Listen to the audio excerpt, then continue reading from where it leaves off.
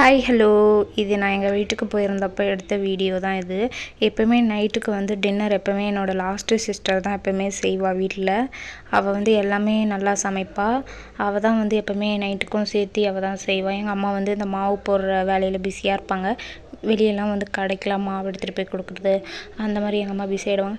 இந்த ஒரு பன்னீர் பிரியாணி செய்கிறதுக்கு எங்களோட கிச்சனில் இத்தனை பேர் பாருங்கள். இவ தான் என்னோடய அக்கா, என்னோடய பெரியம்மா பொண்ணு. அவளும் வந்து சேர்ந்து செஞ்சுருந்தா, அவளும் கூட ஹெல்ப் பண்ணிட்டு இருந்தாளுங்க.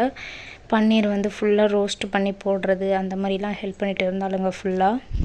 நானும் கொஞ்சம் போல் ஹெல்ப்லாம் பண்ணிகிட்டு இருந்தேன் என் தங்கச்சிக்கு.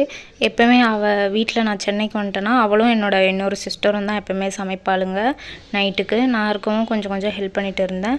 பன்னீர் ரோஸ்டர் பண்ணிவிட்டு இவளுங்க 2 பேரும் ஒரு 2 பன்னீர் எடுத்துகிட்டு வந்துட்டு 2 பேரும் அலப்பறை காமிச்சிட்டு இருக்காளுங்க.